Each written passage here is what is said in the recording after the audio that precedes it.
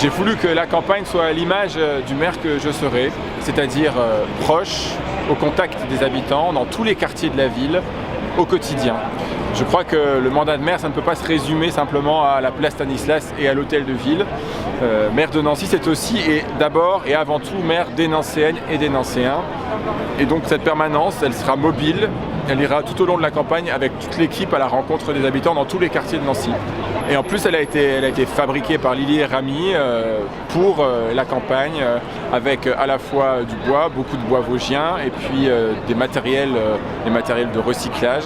Donc je veux aussi donner le signe finalement d'une campagne qui sera celle de la transition écologique, une campagne qui va emmener ensuite la ville et la métropole dans une véritable transition écologique, pas une transition écologique de façade, de finition, pas une transition écologique de greenwashing, mais une transition écologique où la question des transports, la question des mobilités, la question de l'eau, la question des déchets sera traitée et sera transformée au bénéfice de la vie quotidienne des habitants.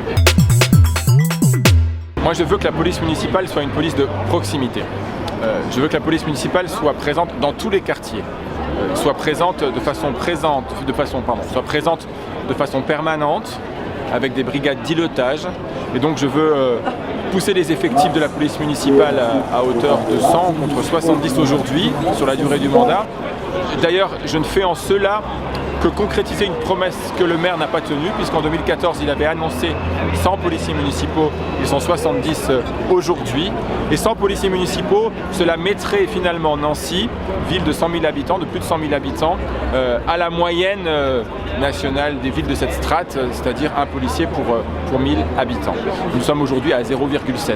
Donc il faut faire cet effort et il faut aussi, je crois, travailler sur la médiation. Je proposerai également la création d'une brigade, d'une unité de médiation sociale de quartier, présente notamment les jeudis soirs, vendredis soirs et samedis soirs dans les lieux d'animation, dans les lieux du centre-ville, là où la fête, notamment la fête étudiante, bat son plein, et c'est tant mieux pour être dans une logique de prévention, de médiation, aux côtés et en amont de l'intervention, lorsque c'est malheureusement nécessaire, des forces de police. Il faut faire de Nancy une ville qui prend la sécurité de ses concitoyennes et ses concitoyens au sérieux. Propre d'un maire, et la première responsabilité du maire, c'est d'être proche aux côtés de celles et ceux aux côtés de celles et ceux qui lui donnent mandat pour les représenter. La question des déchets est une question essentielle. Je veux faire de Nancy une ville propre. Je ne peux plus aujourd'hui accepter que les Nancéens aient le sentiment que selon le quartier dans lequel vous vivez, vos déchets sont plus ou moins bien pris en compte. Nous vivons malheureusement aujourd'hui à une époque qui ne permet plus que par exemple les encombrants soient ramassés 1 à 2 fois maximum par an, où la question des déchets verts n'est quasiment pas traitée. Nous devons aujourd'hui clairement proposer à la fois plus de ramassage, plus d'éducation aujourd'hui au tri, à la gestion des déchets, un recyclage plus efficace.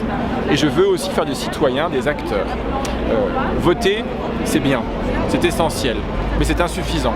On ne peut pas proposer aux habitants de n'être citoyens qu'à l'occasion des élections.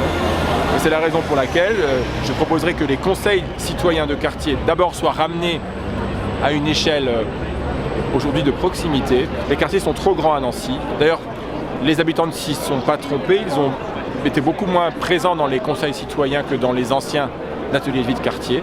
Donc il faut revenir à 11 conseils de quartier en proximité dans des quartiers qui ont du sens, et il faut les doter de véritables moyens d'action. Le budget participatif sera enfin mis en vigueur.